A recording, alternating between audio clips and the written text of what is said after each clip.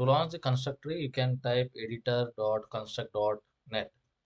This will open the game engine. Okay, so you can see there are different options here. This is like manual tutorials, beginner's guide, and there are some quick links, and there are some recommended examples, tutorials where you can follow them and try out how it is working for you. So let's see if we can directly launch a game from here.